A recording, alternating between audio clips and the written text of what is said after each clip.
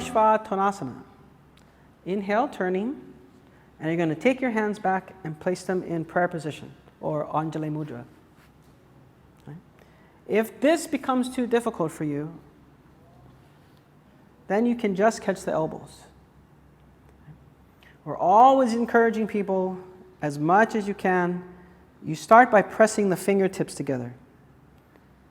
And you just keep the tips of the fingers pressing. Again, that can be enough to start with. You may feel a stretch in the wrists, and you may feel a stretch in the shoulders. Right?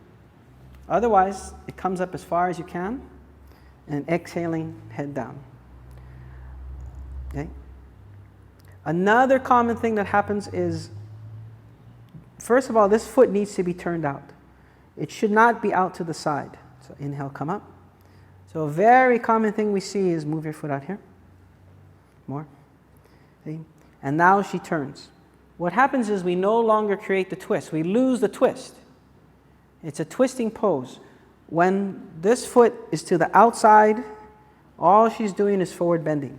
You can see that there's no longer a twist in the hip. Right?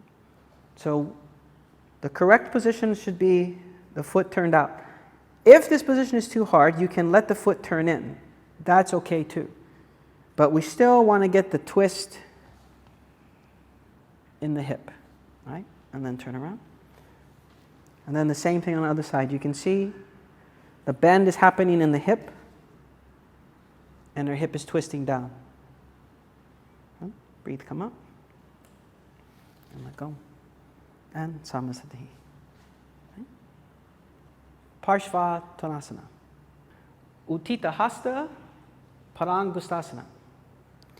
We're going to place the left hand on the hip, and what we want to do is bring the right foot up. Right? We just want to keep it at this straight angle. If it's possible, you can bring the leg up. But this is the pose. It's a very common thing. People with more flexibility will take the pose higher. But here is the pose. Then as we exhale, the leg comes about halfway up and the head comes about halfway down. Okay? There'll be 5 breaths here. After 5 breaths, it'll be inhale, 1 breath. Then we exhale, and as you open to the side, you turn your head. They're not 2 separate movements. They're 1 movement. Right? Again, here will be 5 breaths. After 5 breaths, we'll inhale again. Then we'll exhale, come down. Don't hold, inhale. Exhale, bring this hand back. Again, if this leg feels like it wants to come down, we just allow it to come down. It's more important to find stability in the standing leg. It's a balancing pose after all. And here you will take your 5 breaths, and then you'll do the left side. Right? When the right leg comes up, you may feel like this wants to pull down. Most times it's not only because of the resistance here, it's because of the resistance here. If you can see, if I was to just keep lifting your leg, we're just doing the splits. Okay? So not everyone can do the splits, and not everyone can do what we call Barbie doll splits, where their hips stay totally straight all the time. So as the leg comes up, if the bottom foot needs to move out a bit, turn your foot up, lift the leg up. Sometimes you can get a bit more stability with the bottom foot turned out. Again, everything is as you can. If necessary, you just bend the knee. If holding the toe is too hard, you just bend the leg. But we're looking for stability. It's a balancing pose. Right? Like so. Right? That's Uttita Hasta Parangustasana. Ardha Baddha Padmottanasana. This is very difficult for quite a few people. Step number 1, we want to bring the right foot up into half lotus. So the heel should come up near the belly button. Okay. Step number 2, well actually it's still part of step 1. We want to reach around and grab this toe. Now, if you're unable to grab the toe, then you just put both hands down on the floor. Okay? This is just fine. If you're unable to even go down, then we just want to stay balanced with the hand on the hip. This will be okay too. Again, it's a balancing pose, so what we're looking for is stability.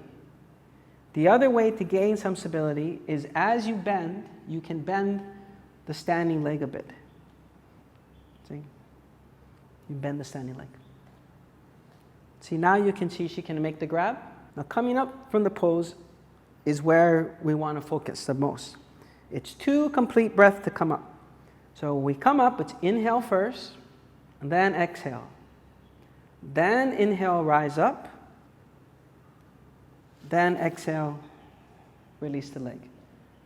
Even if the foot is only in the half lotus and she's not reaching, it would still be inhale, exhale, inhale, exhale. To create stability, we want to find 1 breath, 1 movement. So in this pose, that coming up is where we lose that breath altogether because we feel unstable and we want to just rush out of the pose. So it's important, inhale, exhale, wait, inhale, exhale, finish. Okay? That is Ardha Baddha Padmottanasana. Utkatasana. In the standing sequence, we could even break the standing sequence up into even more sections. We'll have the standing poses, the balancing poses, and now the warrior poses, which is made up of Utkatasana, Virabhadrasana A, and B. Okay? The postures themselves are very straightforward. Bend your knees, arms up. So this in and of itself is Utkatasana. But the transition into the poses is where we need to remember. So the easiest way to remember it is we're just starting Surya Namaskara again. We're just starting from the beginning of the practice. So we would inhale, arms up. Exhale, bend forward. Inhale, head up. Exhale, jump back. Inhale, upward dog. Exhale, downward dog. We don't stay here. We inhale, jump. Bend the knee, and breathe. This is where you would take the pose 5 breaths. Yeah. To connect the warrior sequence, again, just like Surya Namaskara B, now we would exhale, inhale, exhale, jump back. Inhale, upward dog, exhale, downward dog. Virabhadrasana A, we would step forward with the right foot. Now, when we step forward, we need to bend no more far forward than her big toe. A lot of times, people will be told to keep the knee right over the heel. But what happens is we no longer engage the quad.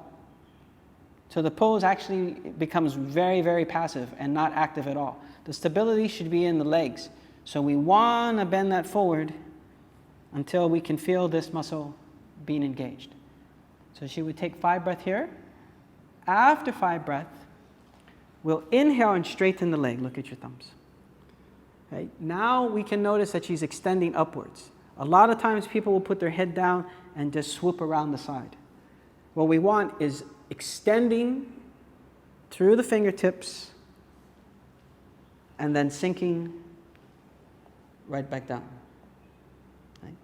Same thing, the knee will bend and you'll be taking your 5 breaths. The transition into the B version of this is we just open the arms. We don't ever change the legs. A lot of times people will start closer and then they'll make it wider. Again, unnecessary. You just leave the foot where it is and you let the knee bend forward. You take your 5 breaths, turn, bend the knee, don't lean. Okay? So the knee's bending forward, arms are up. Then come back to Samasthiti. Good. That's your warrior sequence, Utkatasana, Virabhadrasana, and Virabhadrasana B.